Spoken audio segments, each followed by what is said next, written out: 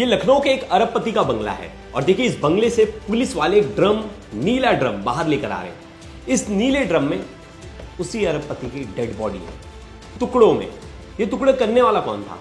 ये टुकड़े करने वाला उनका खुद का 21 साल का बेटा है। 9 साल पहले मां की मौत हो गई तो पिता ने सोचा कि अगर मैं दूसरी शादी कर लूंगा तो वो जो मां आएगी वो बच्चों को ठीक से पाल पोस कर बड़ा नहीं कर पाएगी, कहीं ना कहीं उन दोनों के बीच में उतनी बनेगी नहीं। तो इसलिए पिता ने दूसरी शादी नहीं की। 19 पैथोलॉजिकल लैब्स, 2 शराब के ठेके और अन्य बिजनेस थे। 4 महले का घर था, रहने वाले सिर्फ 3 लोग। बाप, उनका एक बड़ा बेटा जो 21 साल जिसकी उम्र है, उससे छोटा बेटा पुलिस में था, और एक लड़की जो 11th में पढ़ रही थी। लेकिन बेटे ने इतनी बेरहमी से अपने पिता को क्यों मारा? पहले गोली मारी लाइसेंसी बंदूक से, उसके बाद टुकड़े किए, टुकड़े करके डेड बॉडी को ड्रम में रखा, अपने ही घर में छुपाकर। ये देखिए जा रही जो लड़का सीढ़ी से, यही है वो कातिल बेटा, और यही वो ड्रम है जिस ड्रम में अपने पिता को इसने रखा। लेकिन जब इतनी करोड़ों की प्रॉपर्टी थी, सब कुछ था, पिता इतना प्यार करते थे, पिता अपने एरिया में एक रामलीला करवाते थे। रामलीला में ये मेघनाथ का रोल करता था। आपको पता होगा, रावण का बेटा, सबसे प्रिय बेटा, जो कि अपने पिता की हर बात मानता था। ये भी रावण के बेटे का रोल करता था रामलीला में, मेघनाथ का। लेकिन मेघनाथ एक आज्ञाकारी पुत्र था, और यहां जो लड़का है, इसने तो अपने ही पिता की हत्या कर दी, वो भी बड़े बेरहमी से। पहले गोली मारी, फिर टुकड़े कर दिए। लेकिन पुलिस को इसके सच्चाई का पता लग गया। पहले तो ये पुलिस में एक झूठी कहानी बता रहा था कि पापा बाहर गए, घूमने गए, लेकिन पापा लौटे नहीं और हम लोग सब लोग परेशान हैं। लेकिन उसके चेहरे पे कोई शिकन नहीं दिख रही थी कि ऐसा लगे कि उसके पापा जो हैं गायब हो गए और बेटा परेशान है। ऐसा कुछ भी नजर नहीं आ रहा था। पुलिस को एक छोटा सा क्लू मिला, उस क्लू से पुलिस ने पूरा केस सॉल्व किया, और जब इसने वजह बताई हत्या की, वो और भी ज्यादा हैरान करने वाली थी। लास्ट तक इस वीडियो में बने रहिएगा, मैं आपको बताऊंगा हत्या की असली वजह और क्या वो कारण थे जिसकी वजह से एक बेटा इतना बेरहम कातिल बन गया, और एक अरबपति बाप का लड़का। तो लास्ट तक इस वीडियो में बने रहिएगा। नमस्कार, मेरा नाम है प्रेश पांडे और आप देख रहे हो क्राइम तक। लखनऊ का आशियाना कोतवाली, और आशियाना जो इलाका है उसका जो सेक्टर एल है वो बहुत महंगा है। मतलब आप समझ लीजिए वहां अरबपति, खरबपति ऐसे लोग रहते। वही एक परिवार रहता था मनवेंद्र सिंह का। मनवेंद्र सिंह जो है, उनका बहुत बड़ा बिजनेस एम्पायर था। उनकी जो कोठी थी, ये जो कोठी देख रहे हो, ये कोठी ही उनकी 20 करोड़ से ज़्यादा की थी, और काफ़ी अच्छा रसूख रखते थे। इनके 19 से ज़्यादा पैथोलॉजिकल लैब थे और 2 शराब के ठेके। सब कुछ बढ़िया था। जो इनके पिता थे, मतलब मनवेंद्र सिंह के जो पिता थे, वो पुलिस में थे, यूपी पुलिस में थे, और वो रिटायर हो गए थे। इनका जो छोटा बेटा है वो यूपी पुलिस में था वर्किंग, और सचिवालय में उसकी पोस्टिंग है। जो बड़ा बेटा है उसकी उम्र 21 साल है, उसका नाम है अक्षत। अक्षत जो है बीकॉम की पढ़ाई कर रहा था, और जो इनकी छोटी बेटी है वो अभी नाबालिग है, और वो 11th स्टैंडर्ड में पढ़ रही थी, जिसकी उम्र 17 साल है। अब घर में सब कुछ अच्छा था, घर में पैसा भी बहुत था, घर वेल संपन्न था। मतलब जो चाहिए बेटों को वो दे देते थे। पापा ने बेटे को, बड़े वाले बेटे को, अक्षत को गाड़ी भी दिलाई थी, सब कुछ था। मतलब उसे जो चाहिए वो चीज़, उसके फैसिलिटी उसके पास अवेलेबल है। फिर भी बाप बेटे में नोकझोंक होती रहती थी। अब ऐसे में 9 साल पहले जो है मनवेंद्र की वाइफ की मौत हो जाती है। अब ऐसे में सब लोग कहते हैं, आस पड़ोस के लोग और जितने रिलेटिव्स हैं, कि यार भाई साहब आप शादी कर लो यार, अभी तो आपकी बहुत सारी उम्र बची है, लाइफ में कोई पार्टनर होना चाहिए। तो बोला यार कोई दूसरी बीवी के और किसी से मैं शादी करूंगा, वो इन बच्चों के साथ सौतेलापन करेगी तो मुझे ये बर्दाश्त नहीं होगा, और मैं नहीं चाहता कि मेरे बच्चों के साथ ऐसा कुछ हो। मैं अकेले पालने के लिए मेरे बच्चों को सक्षम हूँ, और मैं उनको हर वो ज़रूरत उनकी पूरी करूँगा जो उनके लिए जीवन में ज़रूरी है। अब ऐसे में मनवेंद्र ने शादी नहीं की अपने बच्चों के खातिर, कि नहीं मेरे बच्चों, कोई दूसरी माँ आएगी तो फिर क्या पता वो अपने बच्चे से ज़्यादा प्यार करेगी, मेरे बच्चों से भेदभाव करेगी, इसलिए उन्होंने शादी नहीं की, और उन्होंने अपने बच्चों को अच्छे से पढ़ाया। अब वो बड़े एक्टिव थे, मनवेंद्र जो थे एरिया में सबसे बात करते थे, और हर थोड़े थोड़े दिन पर वो कुछ ना कुछ एक्टिविटी करते थे। क्योंकि देखिए उनके पास 19 पैथोलॉजिकल लैब था, फिर उनके पास 2 शराब के ठेके थे लखनऊ जैसे शहर में, तो पैसे तो बहुत आ रहे थे उनके पास। वो कुछ ना कुछ प्रोग्राम कराते थे। तो वो एक रामलीला भी करवाते थे अपने सामने वाले गार्डन में, और उसमें उनका जो बड़ा बेटा अक्षत है वो मेघनाथ बनता था, और सब एरिया वाले करते थे ये असली में मेघनाथ है, मतलब आज्ञाकारी पुत्र है, और पिता की बहुत मानता है, पिता से बहुत लगाव रखता है, और पिता से बहुत प्यार करता है। तो हर कोई उसे कहते थे कि ये रियल मेघनाथ है। अब ऐसे में सब कुछ बढ़िया चल रहा था। बीच में एक बार अक्षत जो है अपना घर छोड़कर भाग जाता है और 6 पन्ने का नोट लिखता है। उसमें नोट में लिखता है कि मुझे पापा एमबीबीएस पढ़ने के लिए, डॉक्टर बनने के लिए मजबूर कर रहे हैं, मैं नहीं पढ़ना चाहता एमबीबीएस, मुझे पढ़ाई नहीं करनी, मुझे बिजनेस करना है। अब उसकी पापा से इस बात पे नोकझोंक हो रही थी कि पापा ने अपने दम पर पूरा बिजनेस खड़ा किया था। अब ये बोल रहा था पापा पैथोलॉजिकल लैब बंद कर दो, अब हम चलाएंगे रेस्टोरेंट, बिजनेस और बार। पिता बोले नहीं, अब बेटा ये नहीं करो, तुम पढ़ाई करो, तुम फोकस करो कि हमारी घर की परिस्थिति और आगे अच्छी कैसे हो। मैं तो बिजनेस कर ही रहा हूँ, तुम डॉक्टर बनो, कोई इंजीनियर बनो, कुछ ऐसी चीज़ें करो जिससे घर की परिस्थिति और सुधरे। अब तुम तो मेरे बिजनेस को ओवरटेक तो करोगे ही, आज नहीं तो कल, लेकिन अपने साथ एक प्रोफेशनल सी चीज़ जोड़ लो। पिता इस चीज़ को लेकर कभी कभार उससे बहस हो जाती थी, लेकिन फिर पिता ने समझ लिया कि ये भाग गया। फिर पिता ने इसको बड़ा हाथ जोड़कर मनाया कि बेटा प्लीज़ आ जा, अब तेरे पर दबाव नहीं बनाएंगे, और ये आ गया। फिर पिता ने इस पर दबाव बनाना छोड़ दिया और इसे बोलना ही छोड़ दिया। लेकिन फिर भी ये अपने दोस्तों के साथ बैठता उठता था और एक रसूख रखता था कि मेरा ठेका है। और लखनऊ में आपको पता है जिसके ठेके होते हैं उनका भौकाल अलग होता है कि भाई शराब का ठेका है, बहुत पैसे वाला है। तो इस तरह का अपने स्कूल कॉलेज में रुतबा रखता था कि मैं तो बहुत बड़ा। और इसके दिमाग में एक चीज़ बैठ गई थी, मुझे तो बिजनेस करना और पापा का बिजनेस मैं संभालूंगा। और ये जब पापा बोल रहे थे पढ़ाई करते, पढ़ाई नहीं करना चाह रहा था। अब इन सब चीज़ों के बीच में घर में लड़ाई झगड़ा अभी कभी कभी हो जाता था, दोनों के बीच में बहस हो जाती थी। और बेटा जो है पिता की बात नहीं सुनता था, वो उनका तिरस्कार करता था, उल्टा बोल देता था। जो छोटी बहन थी वो कहीं ना कहीं दोनों के बीच में आती थी और लड़ाई झगड़े सुलझा देती थी कि भैया मत चिल्लाओ। पापा को बोलती पापा आप जाने दो, इतना गुस्सा मत किया करो।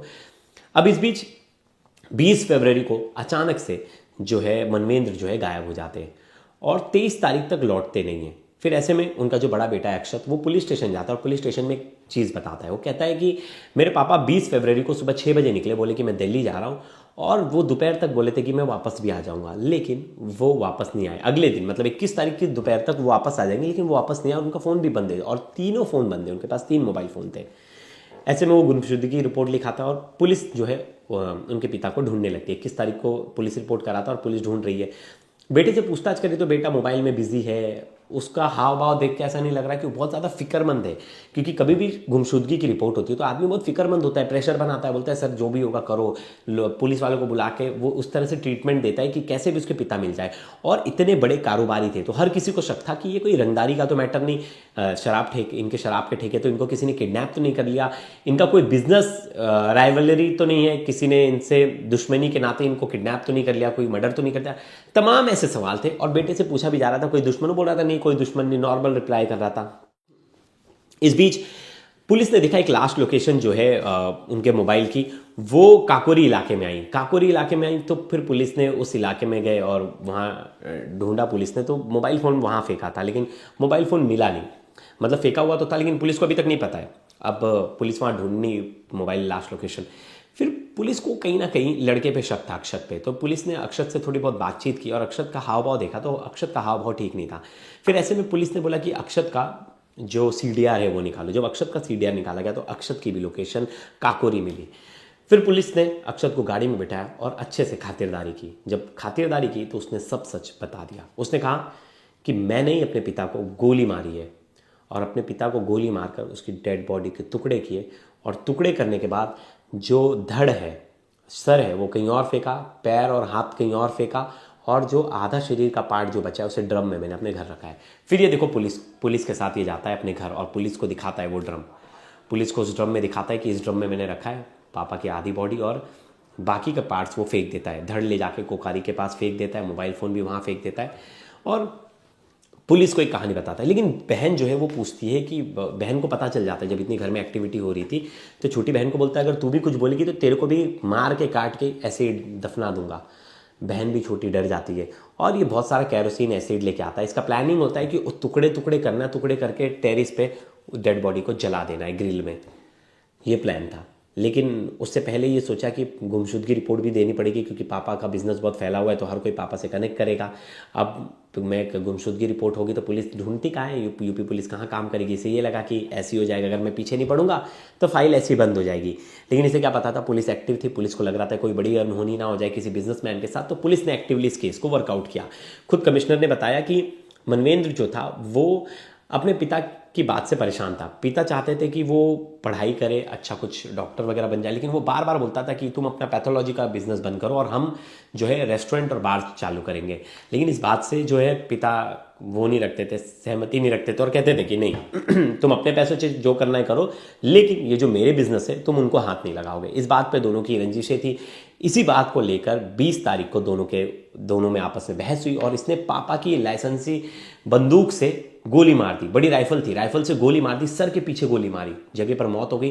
फिर धड़ अलग किया आरी से, पैर अलग किया, हाथ अलग किया और उन डेड बॉडी के पार्ट्स को ले जाकर नदी किनारे फेंक दिया। और जो बाकी हिस्सा था धड़ का वो घर में ही ड्रम में लपेट के चद्दर में ड्रम के अंदर रख दिया।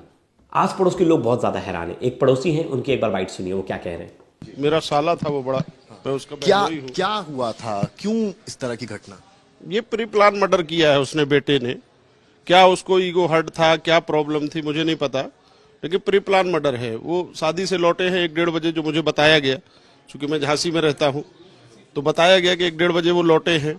इसके बाद उसने जो है हत्या कर दी है। किस टाइम की, 2 बजे की, 2:30 बजे की, 3 बजे की।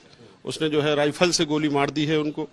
इसके बाद सबके कई टुकड़े कर करके इधर उधर फेंका है और धड़ को सबसे नीचे वाले फ्लोर में ले जा करके एक नीले ड्रम में डाल के उसने रखा था। यहाँ गुमशुदगी दर्ज कराई गई। जो मानवेंद्र सिंह के पार्टनर हैं, उनको जब पता चला कि मोबाइल स्विच ऑफ बता रहे हैं, तो उन्होंने गुमशुदगी दर्ज कराई। लड़के ने खुद थाने जाकर गुमशुदगी दर्ज? हाँ, उनके साथ गया था, बच्चा भी गया था, लेकिन उसने कुछ बताया नहीं। और लेकिन एक जनाब, यहाँ पर गोली चल जाती है, किसी को आवाज भी नहीं आती? मोहल्ले वाले तो यही कह रहे हैं कि चूंकि आतिशबाजी वगैरह और शादी वगैरह थी, तो हम लोगों ने सोचा कि उसका आवाज है। ये नहीं समझ पाया कि गोली मारी गई है, ये नहीं समझ पाए। सगे भाई भी नीचे ही रहते हैं? सगे भाई छुट्टी पे गए हुए थे, गांव में थे, उनकी पत्नी और बच्चे थे। भी कोई आवाज नहीं है? वो कह रहे हैं कि हमें आवाज नहीं आई, क्योंकि वो तीसरे फ्लोर छोड़ रहे थे। एक फ्लोर किराएदार जो रहते हैं उनको भी आवाज नहीं?